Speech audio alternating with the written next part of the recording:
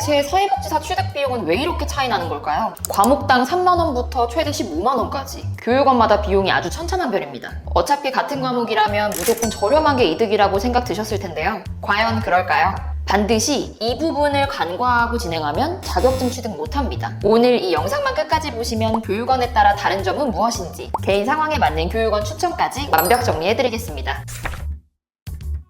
교육원을 알아보시면 대부분 무슨 패키지, 무슨 특별 이벤트라는 말을 들어보셨을 거예요. 이런 교육원들이 일명 패키지 교육원에 해당되는데요. 어떤 곳은 상품권이나 사은품까지 주기도 합니다. 워낙 비용 자체를 낮게 받다 보니 많은 학습자 유치가 되어야만 교육원이 유지가 되기 때문에 학습자 모집에만 혈안되어 있는 거죠. 하지만 이렇게 저렴한 비용으로 많은 학습자들을 모집하는 만큼 반드시 간과하면 안 되는 부분들이 있습니다.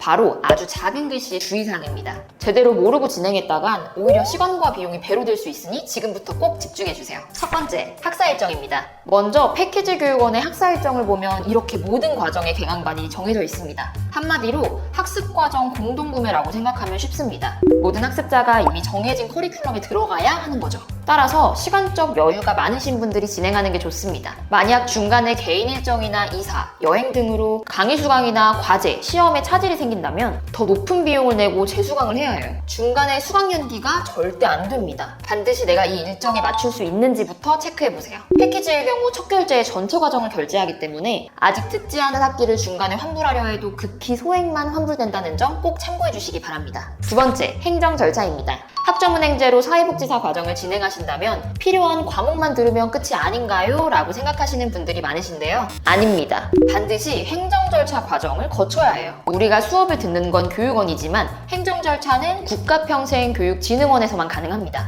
교육원에선 이러한 행정 절차 과정을 다 안내해주고 챙겨주지 않아요.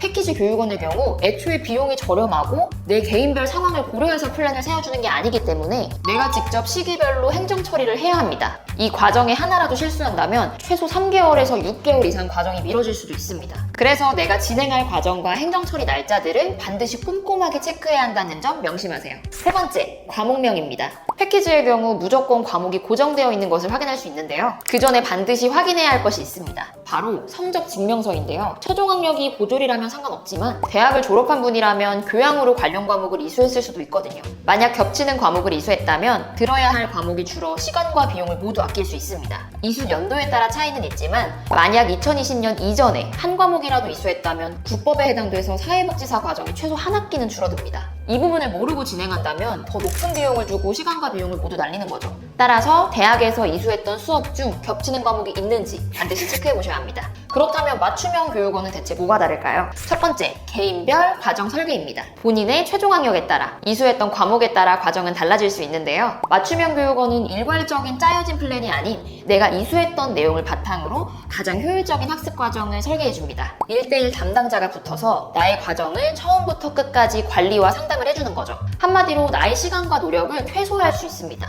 개인 일정으로 다음 학기 진행이 바로 어려운 경우라면 잠깐 쉬어도 되고요. 개인 담당자가 있으니 이어서 진행할 때 나에게 맞는 개강반을 안내받고 내 상황에 맞게 플랜 수정도 가능해요. 두 번째, 수료 난이도입니다. 같은 과정을 진행하더라도 교육원마다 수료 난이도도 전부 다 다릅니다. 과제 양도 차이가 나는데 담당자가 없는 교육원은 평균 A4 용지 기준 5페이지 이상을 요구하고 담당자가 있는 교육원은 2페이지 정도 요구합니다. 따라서 내가 해야 할 과제 양도 부담이 더 적죠. 뿐만 아니라 담당자가 있는 교육원은 과제 참고 자료도 주고 작성 요령을 알려줘서 과목당 30분 이내 정도면 과제를 끝낼 수 있습니다. 세 번째, 학사 일정, 행정 절차 안내입니다. 담당자가 있는 교육원에서 진행을 하더라도 언제까지 수업을 들어야 하고 언제 과제를 해야 하고 언제 시험을 봐야 하는지 놓치는 경우가 생각보다 굉장히 많습니다. 아무리 수업을 잘 들었어도 깜빡하고 중간고사, 기말고사 놓치면 과락 나요. 실제로 제 학습자분 중에서도 혼자 진행했다가 전부 과락 맞고 저랑 다시 시작한 케이스도 있으니까요. 뿐만 아니라 학습자 등록, 학점 인정 신청, 학위 신청 등 복잡한 학점은행제 행정 절차도 뭘 어떻게 해야 하는지 방법을 안내받을 수가 있어서 훨씬 편하고 수월하게 이수가 가능한 거죠. 근데 여기까지만 들었을 땐 무조건 담당자가 있는 교육원이 좋아 보일 수 있는데요. 그것도 아닙니다. 상황마다 달라요. 그럼 지금부터 개인 상황에 맞는 교육원을 추천드릴게요. 패키지 교육원에 적합한 학습자를 딱 정리해드리자면 첫 번째, 이미 학점은행제를 해본 경험이 있다. 제도에 대해 잘 알고 있다. 두 번째, 혼자 효율적인 학습 설계가 가능하다. 세 번째, 평소에 시간이 많고 꼼꼼한 성격이다. 네 번째, 컴퓨터를 잘 다룬다. 다섯 번째, 비용이 제일 중요하다. 이런 분들께 추천드립니다. 그리고 담당자 있는 교육원이 적합한 학습자는 첫 번째, 자격증을 최대한 쉽고 편하게 취득하고 싶다. 두 번째, 일 또는 육아를 병행 중이라 시간이 없거나 바쁘다. 세 번째, 평소에 잘 까먹고 놓치는 게 많은 성격이다. 네 번째, 학점은행제가 처음이라 막막하고 도움을 받고 싶다. 다섯 번째, 이수했던 과목들을 확인하는 게 어렵다. 이런 분들께 추천드립니다. 제가 오늘 말씀드린 부분은 무조건 담당자가 있는 교육원이 좋다는 게 절대 아닙니다. 개인의 상황은 다 다르기 때문에 내 상황에 맞는 교육원으로 진행하셔야 해요. 담당자가 있는 교육원에서 진행하더라도 제대로 된 담당자를 만났다는 가정 하에 설명을 드린 거예요. 실제로 담당자가 연락도 잘 안 되고 처음에는 다 챙겨줄 것처럼 상담한 뒤로 나 몰라라 잠수 타는 담당자도 있습니다. 그래서 보통 지인 추천을 통해 검증된 담당자를 만나거나 여러 군데 상담을 받아보는 것도 방법이죠.